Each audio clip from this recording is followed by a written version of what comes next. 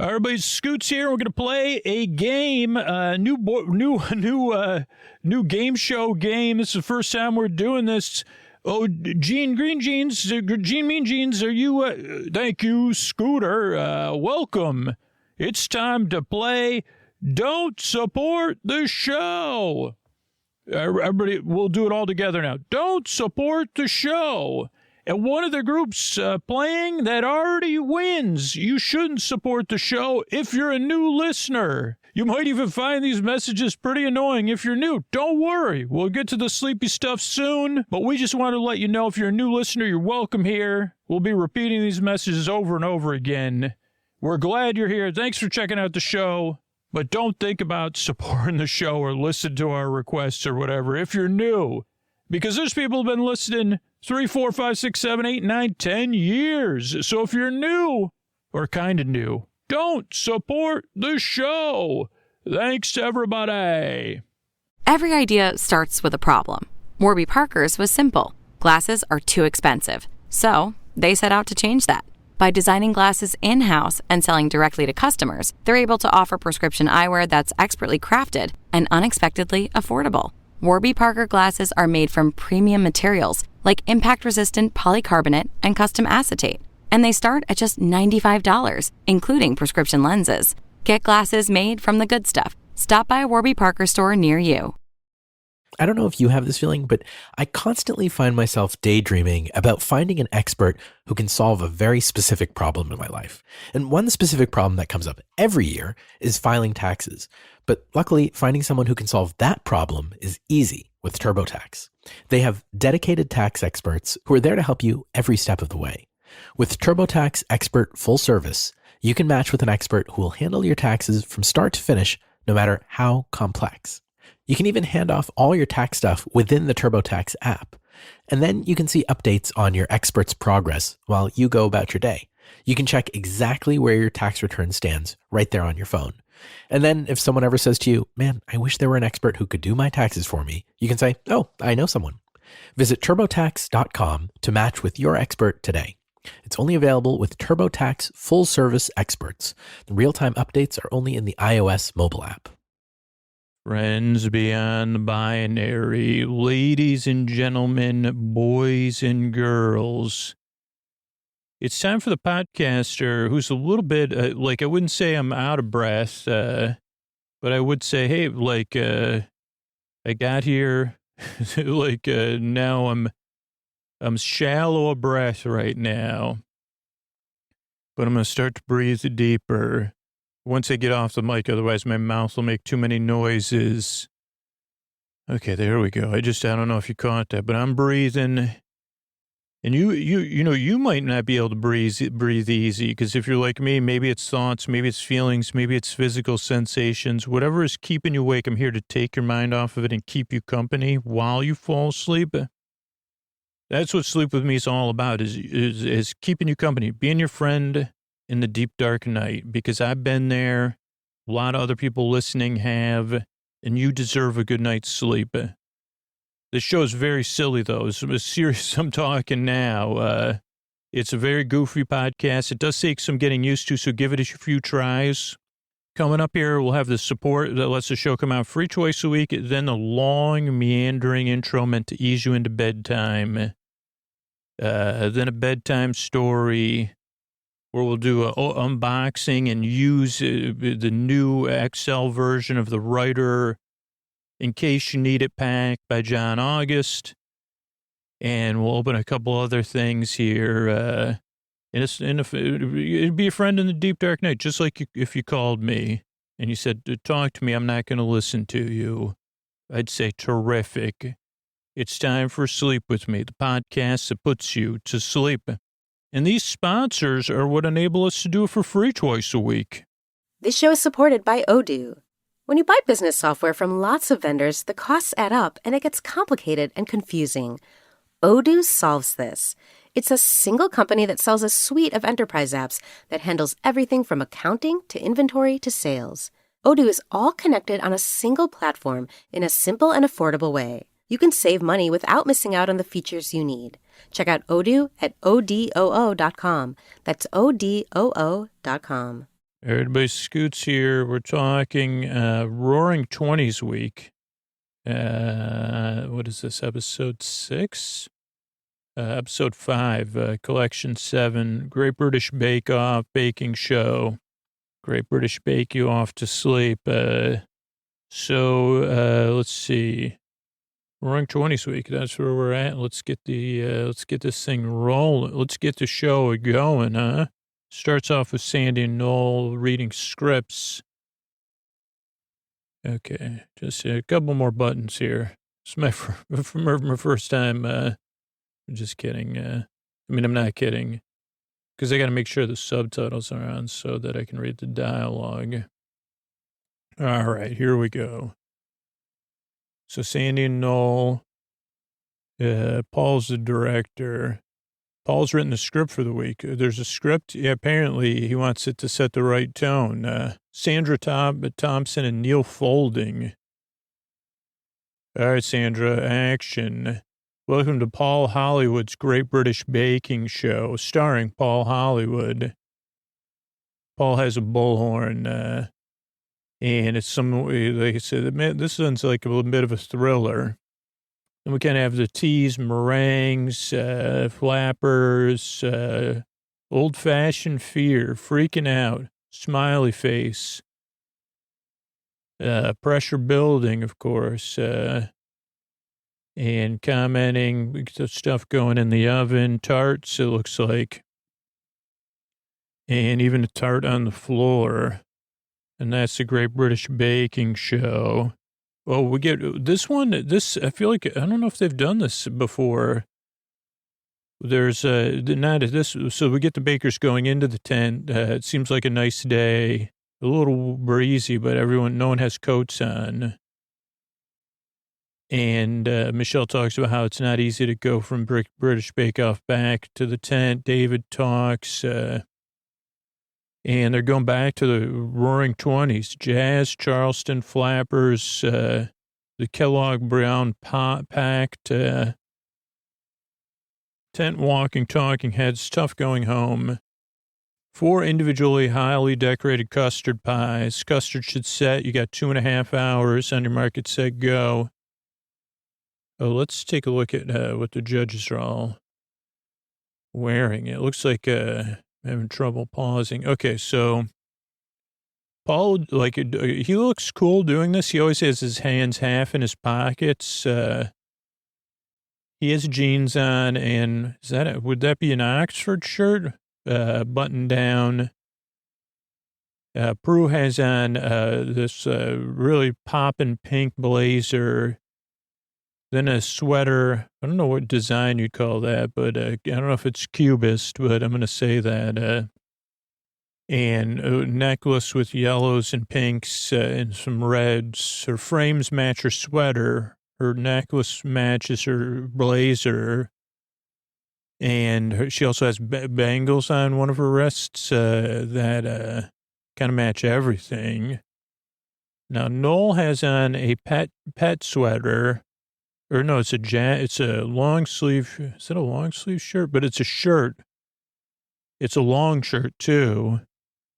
Like almost like you could picture him and wear it. Well, not really.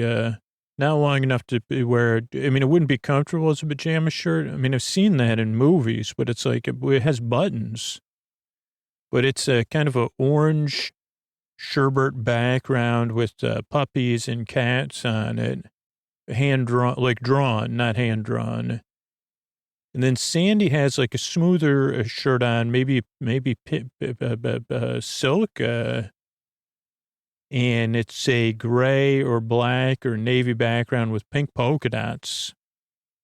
Gotta love those polka dots. So that's our fashion update. So custard pies. These are the ones from Slapstick Films. The slapstick staple, they're not thrown around today, but that's what they would use on set, apparently, or what they're supposed to be. Stunt pies from silent movies. Those would have a heavy, thick crust. These are going to be short crusts that Paul wants to melt in the mouth. Don't make it too rubbery. Got to chill it down. You got to cool it down. Watch out, as they said. Got to have a theme of the 20s, which Prue likes Art Deco flappers. And we want the decoration to reflect that. An Art Deco flapper. And everybody's running around, obviously, trying to get their dough chilled and start making their fruits or mousses or whatever, custards, right? Elena's working. They start with her. We're looking forward to your custard pies. Bound to be weird, Prue says. It's going to be ancient Greek sea creature out of the sea, like a gorgon, a bit. And lemon and lavender, meringue seafoam, modeling chocolate, lemon short crust. But Bruce says, this is from the 20s? And Sandy says, sounds fantastic. Paul looks at the camera. It was smirking. Then we have Henry looked up the drink Kool-Aid. It was founded in the 20s in America. The original flavor, lemon and lime. So lemon and lime custard tarts with the other flavor was raspberry. So he's going to put some raspberry curd hemispheres. And Henry's kind of cool. I like, he reminds me of Scoots during the day. But yeah, I said, that's going to be a sleep podcast. We've talked about Kool-Aid before. And people are trying to stick to their schedules. Rosie's also doing domes with elderflower jelly, hemispheres of jelly with flowers injected into them. So that'll be cool. Brand new, no horse vaccines, eh? 1920s glamour, floral jelly domes, matcha tea short crust.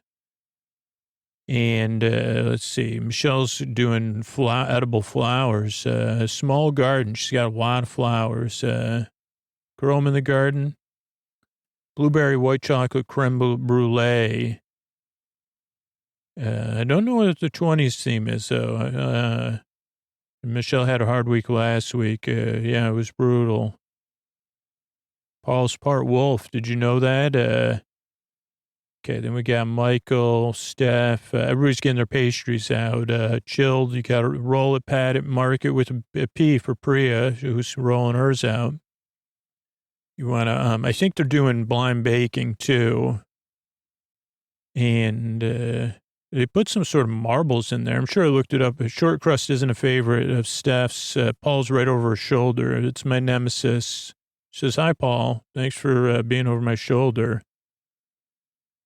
Steph's zesty citrus, torched lemon meringue, fresh fruits, and classic tart citron with a bit more zest. Because they fill their blind bake with some sort of, I don't know, balls. I don't know what they are. Rocks, marbles, beans, I don't know. But everybody's are going in the oven, and you don't want them overbaked. Tiny bit of color. What could go wrong? Everything, Michael says. And we see some grass. Noel and Sandy are doing different 1920s characters.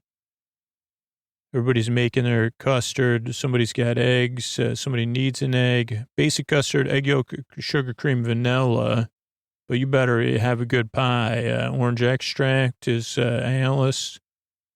You will taste orange chocolate or orange custard pie with piped chocolate, orange curd. And how should it be? With a wobble in the middle. Okay. Blackberry custard for Rosie. Dark purple. Why not? And Helena's adding purple food coloring. But not everyone's adventurous. David's classic vanilla custard. That's it. In the 20s, David says... they would, I don't know about their custard, so I'm doing fancy flapper girl biscuits on custards. And actually, we'll get a Matt Lucas shout out here. That's interesting. I didn't pick that up when I watched it. When Matt Lucas turned 30, Noel went to his birthday party dressed as a flapper girl. Interesting. Never felt so alive. Now, David, you're a shoo-in if you You go, if you punch them with flavor, he goes, oh, mine aren't flavored. So a lot of sequence of stuff, a lot of people mixing, they go to Michael's. Tell us about your custard, mango, lime, ginger in the pastry. That's a lot of ginger, Bruce says. Yeah, mango, lime, ginger, mango gelée discs, meringue kisses. So most of them are not 20s themed, though. I don't understand it, but maybe the flavors are. And something, I don't know, they're talking about discs. I missed it. And we go to Priya. Priya's doing double duty. 2 custards, a lemon custard and a raspberry custard. Raspberry's quite sweet, lemon's sharp and creamy. Lemon short crust, sliced fruit, takes it out of the oven. Everybody's taking theirs out. Half an hour left. Noel's going to give people haircuts on their fringes. And you got to fill it to the brim. No shallow, nothing shallow. But don't overfill it. Don't spill it because it'll burn the edge. So everybody's trying to get theirs in the oven full of liquid without messing it up. Then Henry's on his meringue. A small window of time for your decorations. Bugsy, suckers. So a lot of different decoration. Elena's funny. Rosie's making her flowers. And they say, which animals are the most difficult? And Rosie says, rabbits are tough to work with. Cracks Noel up. Rabbits are not my thing. Give me an angry stallion. And Noel says, how about a crab who's having a bad day? Okay, Henry's working on a mirror glaze, which is setting in the freezer.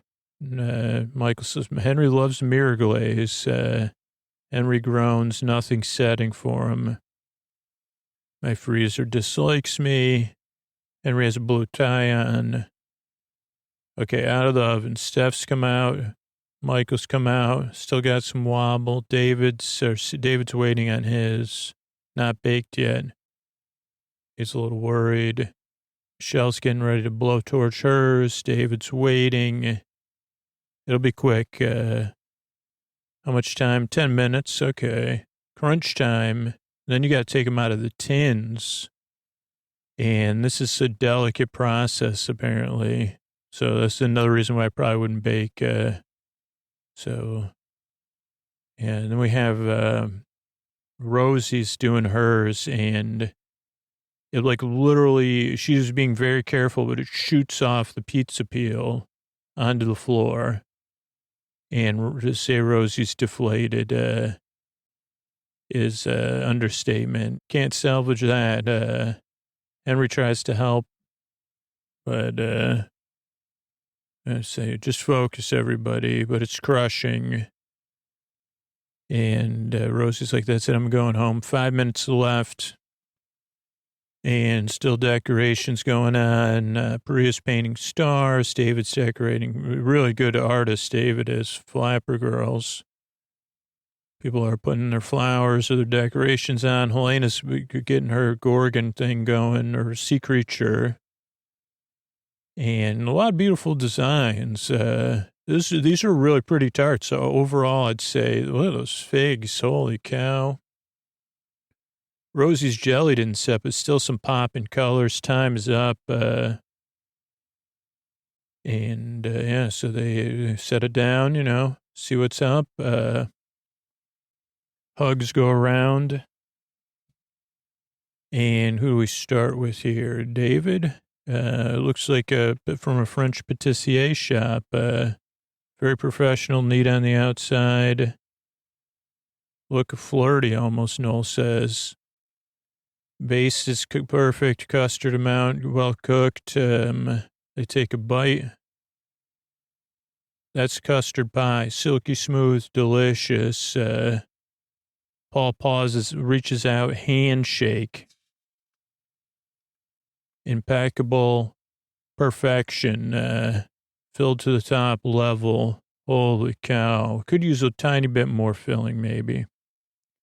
Then they go to Michael. Well done. Custard texture looks good. Lovely and silky. Michael's trying to breathe. And the ginger balance is perfect. Baked beautifully. Just a little more custard in there. Well done, though. Beautiful pie. Wow. Thank you. Then we have Priya. Oh, dear. You looks like you boiled yours, they say. What happened? She also ran out of time on her decorations. And it bubbled up or something. So he brought it out, and then it sinks down. But tastes amazing, Paul says. Too bad, though, you boiled it. Then we have Alice, orange and custard. Who takes a bite? Is there booze in there? Orange juice, orange zest, orange extract. Don't do the orange extract. It overwhelmed it. We have Steph, simplistic but effective. Color looks okay. Golden. The custard looks set. And flavor's beautiful. Pastry's fantastic. Flaky, loose, delicious. Lots of citrus. And we go to Michelle's. Paul takes a bite. Getting any blueberry? I don't have any blueberry in there. Taste. Too bad. Sugar top didn't really work, but they do look neat. Thank you. We go to Henry. They look neat. Thick base, though. Could use some more filling, less base. Flavor's good, though. Lovely zing, Bruce says. Overbaked. Too little of it, though. We go to Helena. Hers looks like amazing. The design's incredible, lovely color, lavender, but too much lavender. Oh boy, a little bit soapy. Oh God. Not bad, not brilliant, but not bad. Then Rosie lost one of my tarts on the floor. Okay, well, they look exquisite. Love the jellies. But I didn't all make it on top. Some melted. Okay, not totally finished, but colors, pastry's damp, not crisp. Matcha comes through. Not one of my favorite flavors, but fair enough. Love the blackberry. Flavor's delicious. Then we do the talking heads. Rosie says, I despise custard. Henry says, it was thick, but should have rolled it out more. David's happy. Yeah, I got a handshake. And Michael's happy for David. It's all right so far, but technical. It's always a disaster. We see a bird in the sky. Deep fat fryers for everybody, but other than that, it's a mystery. And they're technical. Noel skates out kind of, or slides out. Any words for advice, Prue? 4 basic skills for the challenge. You got to get them all right. And so Paul and Prue, they're going to leave the tent, you lovelies. They're going fracking. Okay, 18 beignet soufflés. And everyone looks at them. What? It's a fried shoe ball with raspberry jam, crispy on the outside, light and fluffy on the inside, uniform in size and shape, served with a sabayon. A sabayon? What's that? A souffle? What's a souffle without a sabayon? Hour and a half on your mark, get set, bake. Everyone's groaning. And Michelle's like, I never heard of this. Profiteroles, maybe, Helena says. There's 6 instructions, Michael says. That's it. So, okay, 1920s, these were popular then, Bruce says. You got to make shoe pastry, which shouldn't be hard, but not many people fried shoe before. Usually you bake it. And then you got to get perfect size balls and drop them in. 2-spoon method, Bruce suggests. Quenelle shaped or something. It should be soft, stretchy dough, lots of air. And the sabayon kind of like a custard you dip it in. And then the jam, like a little cloud of flavor. Fantastic light, airy beignet soufflés with a perfect sabayon. Not much to ask, is it? Okay, and then everybody's trying to measure out what's the shoe pastry maybe? Kind of forgot how to make that, but everybody's trying to figure that out. This is so hard. Butter and water. Shoot the flour and mix it in. But that's what part of the shoe is, maybe. Got to cook it off and make it a paste and then cool it down before you add the eggs. Because you don't want them to scramble. When do you put in the eggs? It looks like mashed potatoes. So add the eggs bit by bit. Don't want to shock it. And Sandy says to Alice, "Hey, are you smiley?" She says, I have no idea what a shoe should look like. Henry says it should drop, but mine's not dropping nicely.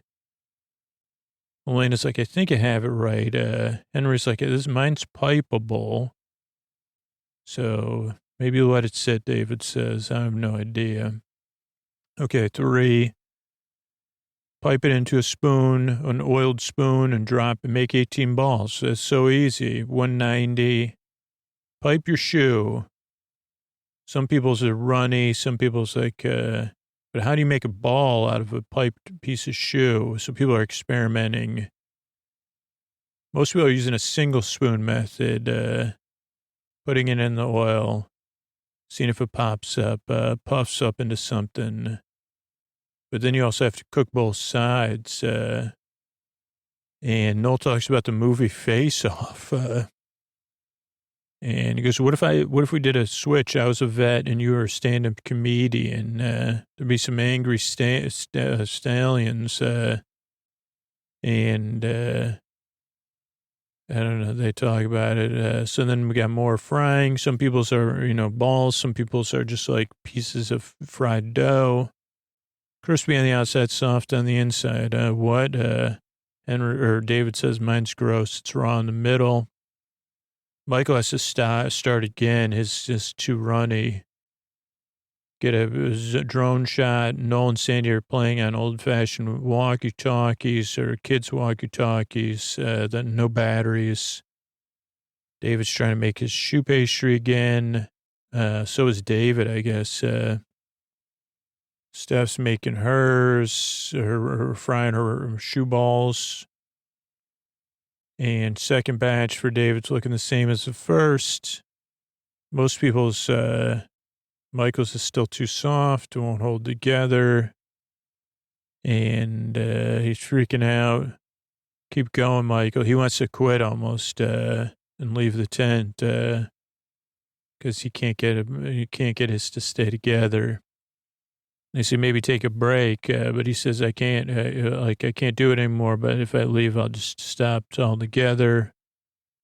And Noel says, "Why don't you take a 5-minute break?" And then, no, I'm going to keep going. Goes, you're going to do it. They're really encouraging. You can do this. But everybody's counting out to make sure they have the right number. Then you got to make a jam. Nothing on the instructions, just make a jam. Berries, sugar, maybe. And people are temperaturing their jams, so you must have a jam. You're supposed to make smooth jam, Steph says. So she receives hers 15 minutes, then sabayon. What's a sabayon? A custard, maybe? Castor sugar, egg syrup, and masala. Whisk it together, cook it in like double boiler type of thing. And get it to the ribbon stage. Some people are making it on the stove. Some people are making it a double boiler. Nice and thick you want it. Okay, Helena says, mine's all right. 5 minutes left. Michelle's skipping and dancing. And everybody starts piping their jam into their shoe balls. Some people's aren't, it's not easy. And trying to find 18 of them. And some people don't have, I don't think everybody has 18. And then sprinkle with icing sugar. So everybody's trying to put theirs together. This is not an easy one. Time's up. And bring them to the table. Okay, so perfectly formed souffles filled with raspberry jam, beautiful sabayon. And so they say, okay, where should we start? Okay, we start with this one. Priya said they're fairly round. They look light. not bad filling. Structure's there. And tastes good. Okay. Interesting sauce. Not what we asked for. Then they go to Michelle's. They look like potatoes. Color's not bad. Doughy inside. Filet Sauvignos there. And then they go to Alice's. Too dark. Texture's good. Nice, light and airy. Sauvignon's split, though. Then they go to Michael's. Few issues. More like Bellini's. No volume. The Sauvignon is very, very good, though. Then they go to Rosie's. Color's not bad. A little dark. Cooked through, though. Too much jam. But they taste okay. Sauvignon's not whisk enough. Split badly. And Steph's are all different sizes and shapes, but they're baked all the way through. Too much jam. Flavor's okay. David, they say, not a happy sight. Look like churros that they're raw inside. Not a Sauvignon. Elena's, this doesn't look bad. Nice color. Aeration, not too much jam, delicious. Sauvignon's not good, split and thin. Then Henry, variety of colors. They are cooked on the inside. Structure's good, but uneven. And his is more like a heavy cream. Okay, so then they go from worst to best. David's in last place. Fair disaster. Then Michael, then Michelle, then Alice, then Rosie, then Steph, Henry. Second place is Priya. And don't know how with your Sauvignon. And first place is Helena. Everybody cheers, hugs her. Your beignets were perfect. Structure and jam was lovely. You did split your Sauvignon, so just barely scraped in. She says, I don't care. I'll take it. Bless all the bakers, the talking heads. They all wanted me to win. They're all so happy.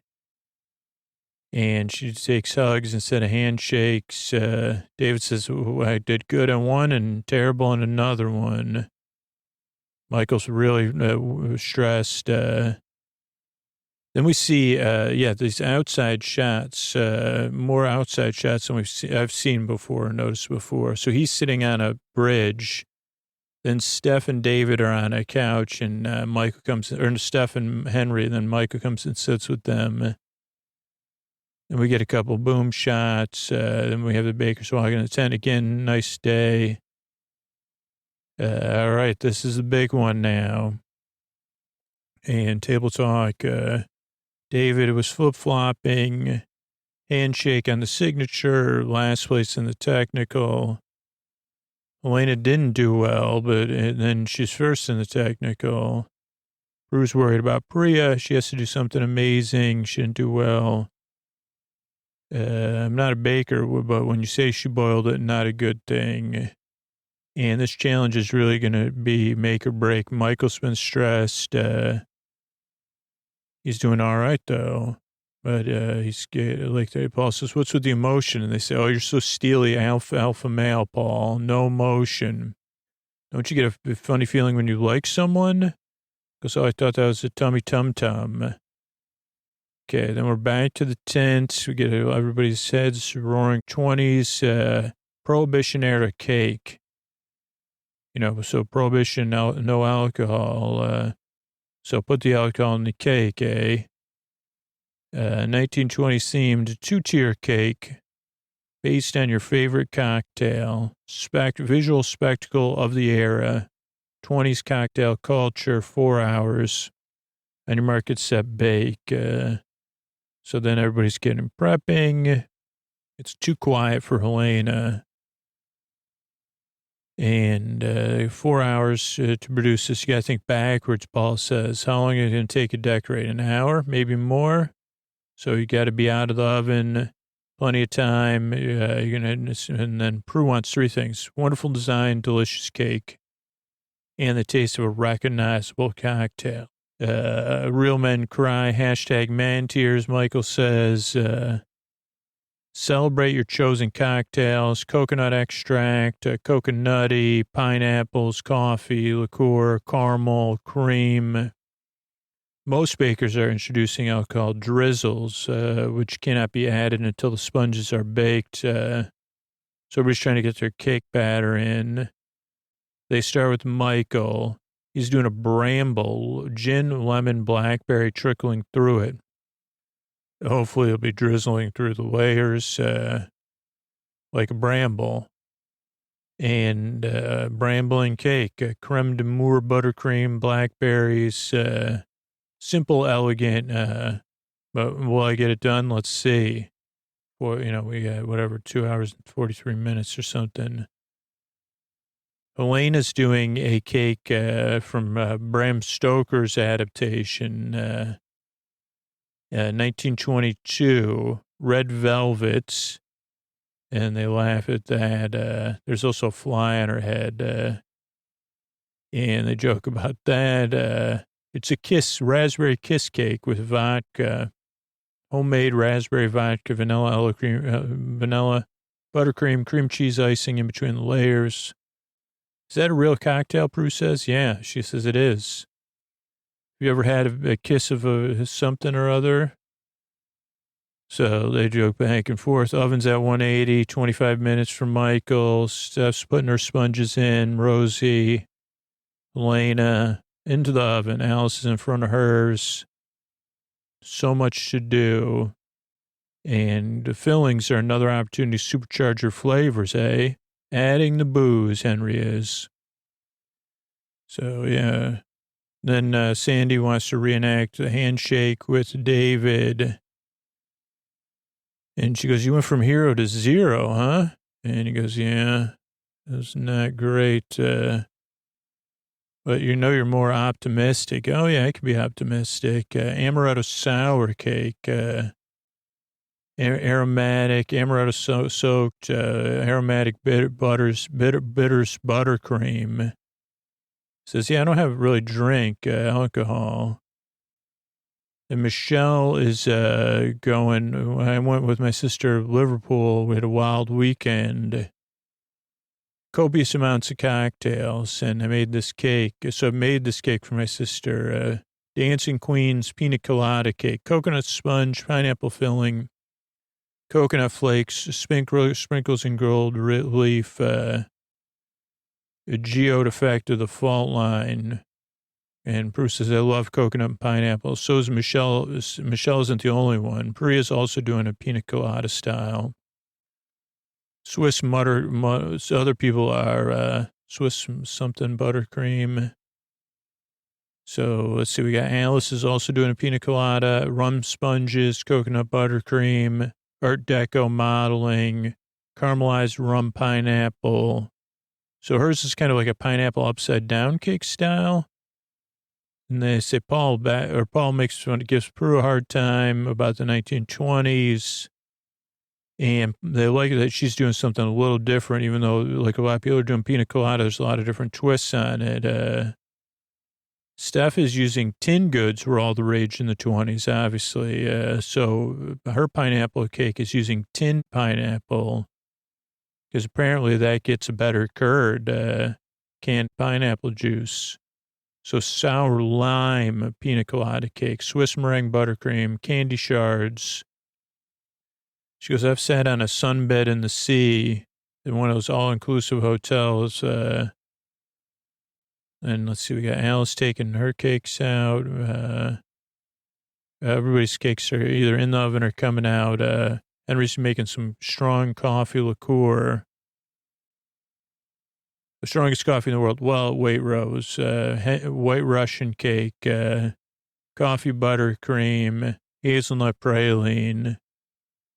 So the dude would like that cake, but he's doing it like a tower, the 1920s tower.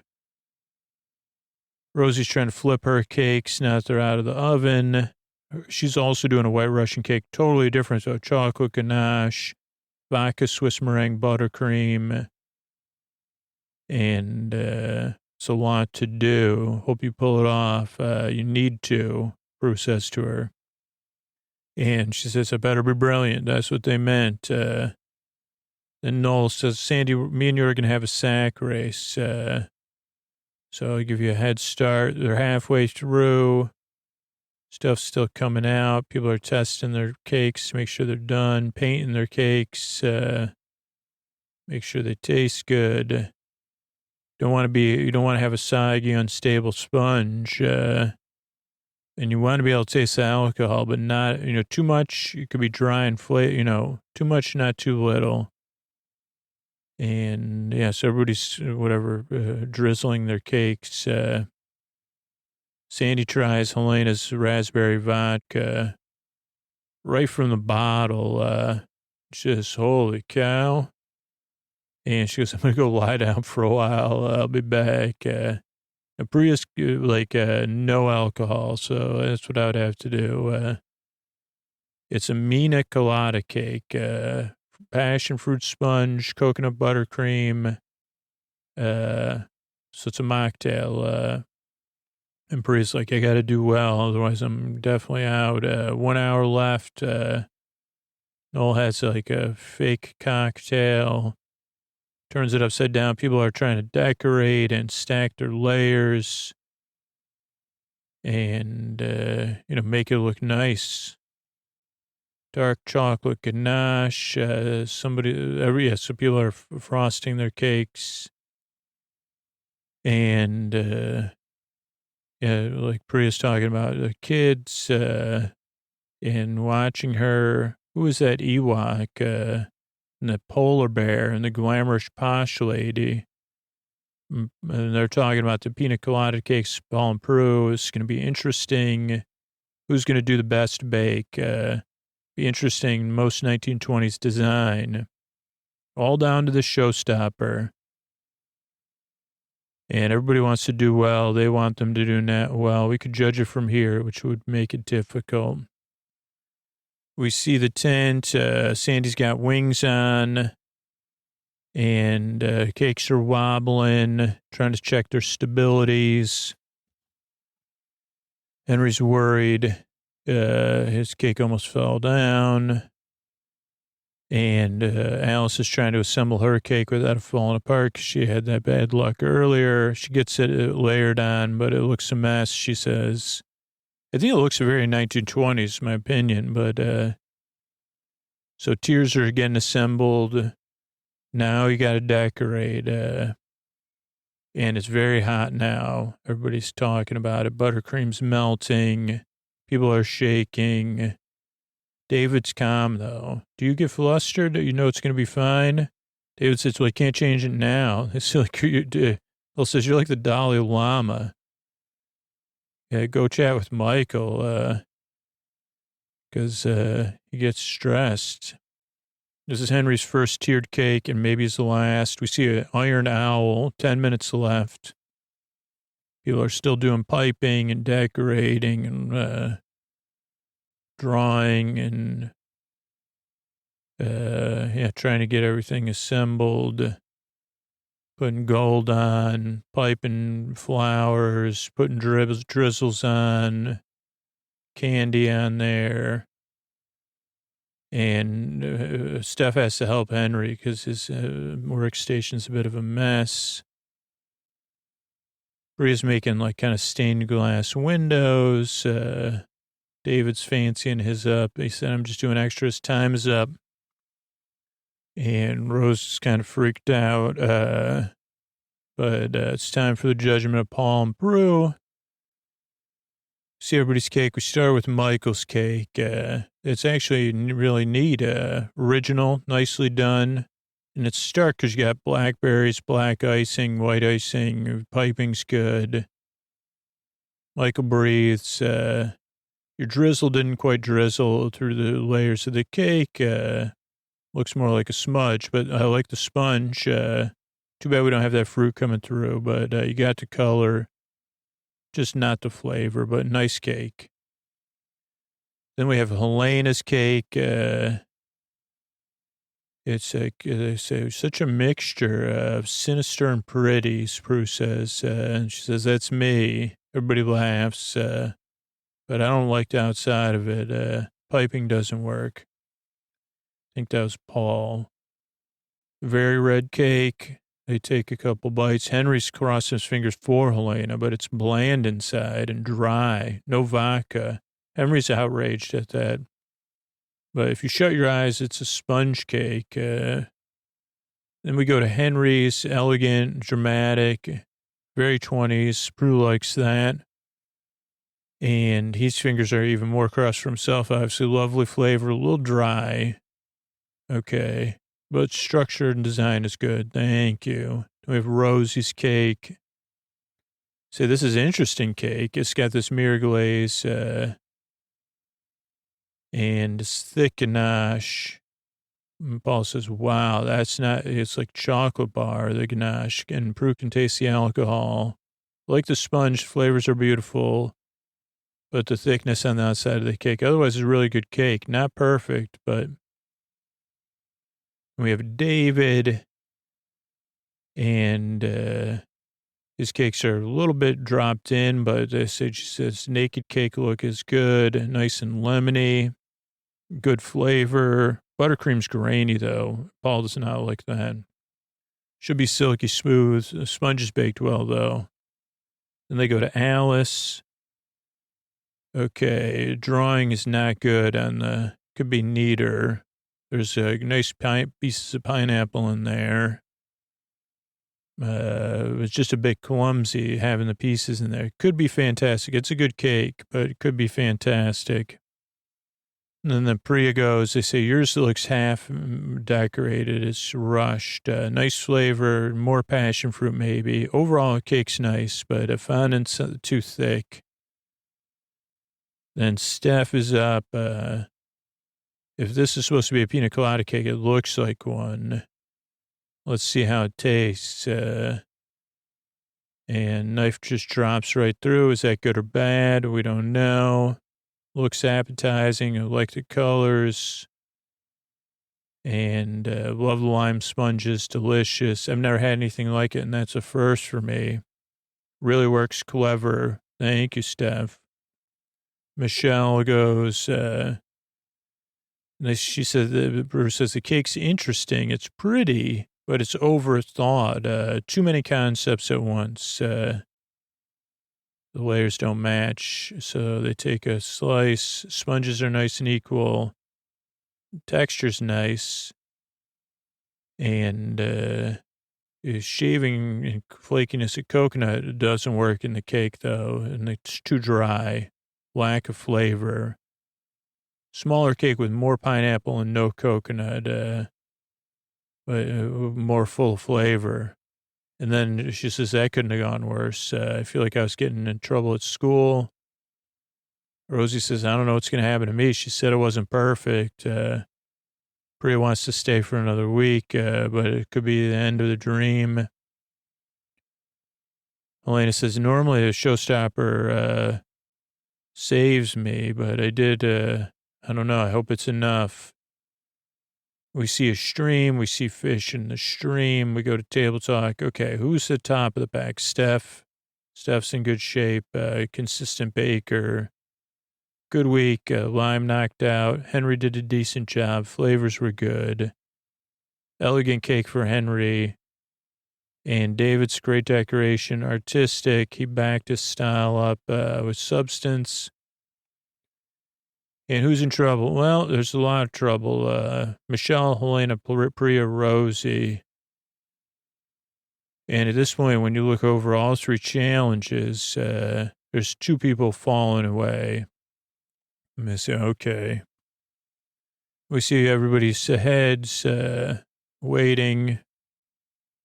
They say, okay, unfortunately, I got a wonderful job of announcing a person who's star baker. Person who's one-star baker is Steph. So Steph puts her hands over her face. She says again. And there's two of you this week. Two more people are going home. There's two people going home. Holy cow. So that's a rough one. And Sandy has to announce that's Michelle and Helena. They're kind of shocked. Everybody's kind of shocked. think particularly Helena. I mean, Michelle was like, geez, no surprise. She says to Brew, I'm happy I got to week 5. Got to be Star Baker, bringing that geode cake to extra slice. But it's been emotional. And it made a lot of good friends. Friends for life, yeah. Elena, the boss says, sorry, we have to get rid of your sister, Noel. But she says, I'm okay about it. I had an amazing time. Learned I can take criticism and laugh with it, which I'll make positive. So I carry on. And Priya's like, holy cow, I dodged it, man. Cat with 9 lives. Rosie and her really hug it out. Rosie was like, I thought I was gone, so how do I come to terms with that? She says, I don't even understand. And she said, Prue said it was really close. Alice lifts up Steph and swings her around. Steph, Starbaker 2 weeks running. She doesn't know how good she is, Prue says. And Steph says, I feel like I'm in the middle of the road, so it feels a bit weird. She's chewing her finger. I'm speechless, like, what? And at a loss for words. And that's the conclusion of the episode. It ends there, and yeah, another relaxing episode of the Great British Bake Off. Good night, everybody. I want to thank everybody who became a patron recently. Anita, Nicole, and S. Thank you. Thanks, and good night. Gregory, Jennifer, and Emily. Thank you. Thanks, and good night. Brittany, Dawn, and Peter.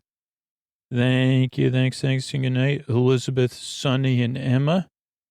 Thank you. Thanks, and good night. Marie, Joey, and Reed. Thank you. Thanks, and good night. Rachel, Snibbity, and Dave. Thank you. Thanks, and good night.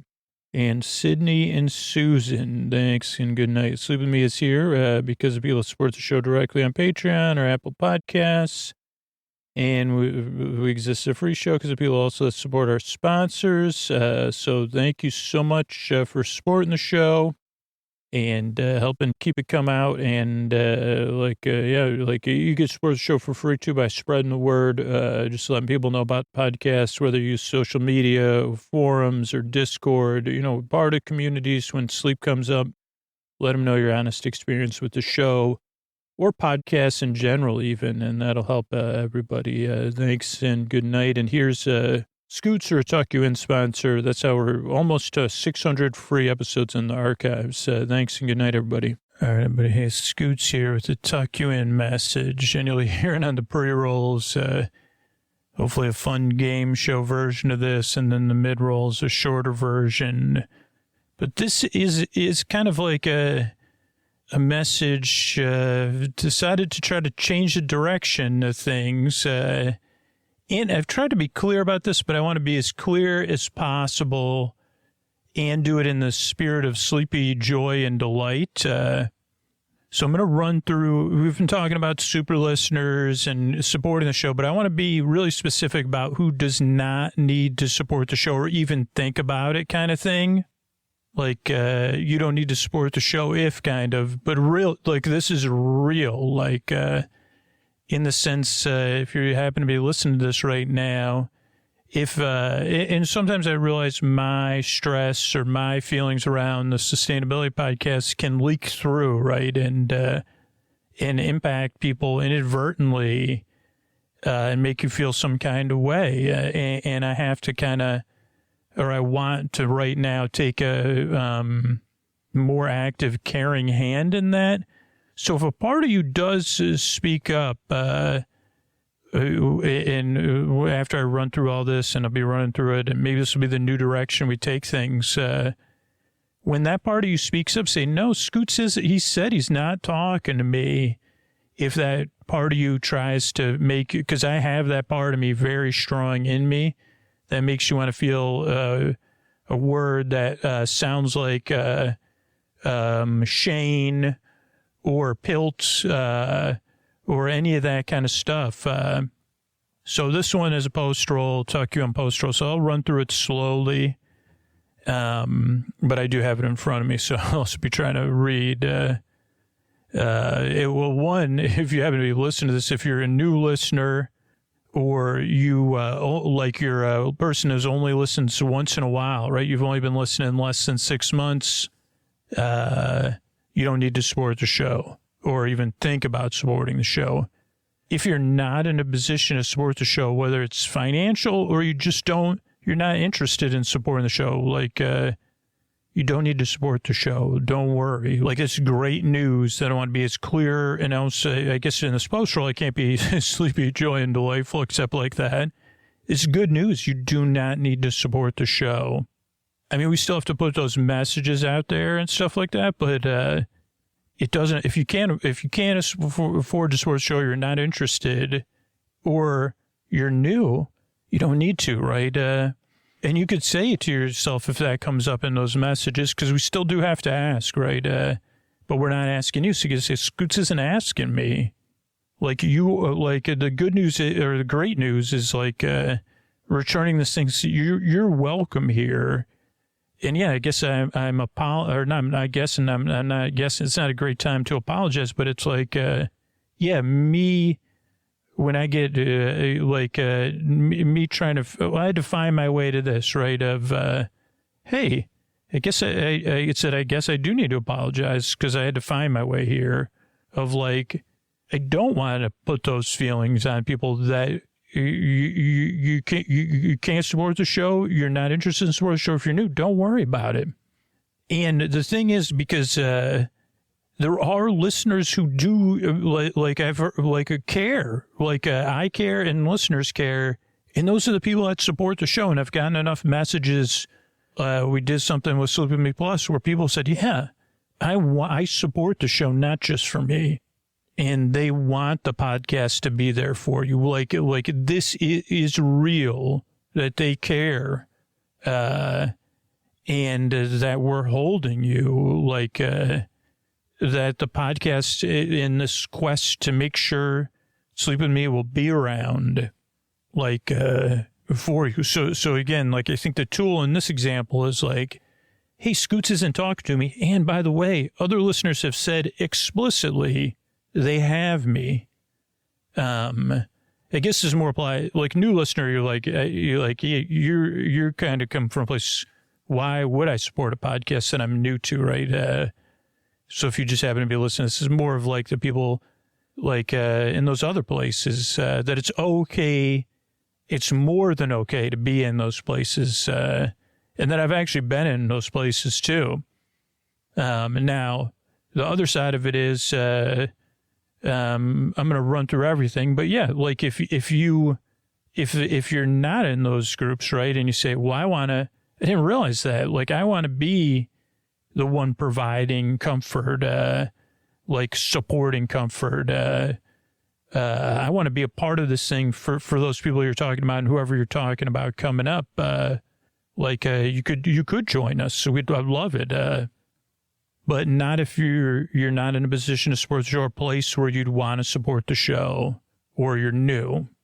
Also, the other group I'll talk about now that I was going to record last is if it the idea of supporting the podcast, or changing how you do things, or taking those steps or whatever takes away from the show, right? You don't need to support the show. If it STRESSESs you out thinking about going through the steps to support the show, or it just seems here's the thing. I think I even put this in some of this. If it's Scoots, that's just too much to ask me right now. I'm not asking you. It is the truth. I'm asking someone else. It's too much for me right now, Scoots. I don't know if I'm in those two groups, but it just feels like too much, or it's not the right time. I see you and I hear you. And and you can say to that party that says Scoots is talking to you, say, no, he's not. He said it explicitly. If you say in your head, no, it's too much to have. That's just too much for me. Can't see myself doing that. It's just outside of believe me. Again, I'm not saying this. I'm I'm saying it because I can relate to, I've been in those places, or I continue to be in those places in different aspects of my life. So I can relate. And I'm saying it clearly now, as clearly as I can. Like, when I'm asking for support of the show, I'm not asking you to support the show. It's okay. We have you. This isn't a bit or like a reverse thing. It's the truth. Like, you okay? So I just want to rest with that one. Now, the next two groups are probably not listening right now, but just in case you are, and it's funny, I'm trying to figure out how to word it, like in the mid-roll and the pre-roll. But if you're a regular or average, I realize no one's average that listens to the show, but the way most people listen to the show is what I'm using as an average. And here's the thing. If you're like most listeners, you listen to the show while you're going through a tough time, right?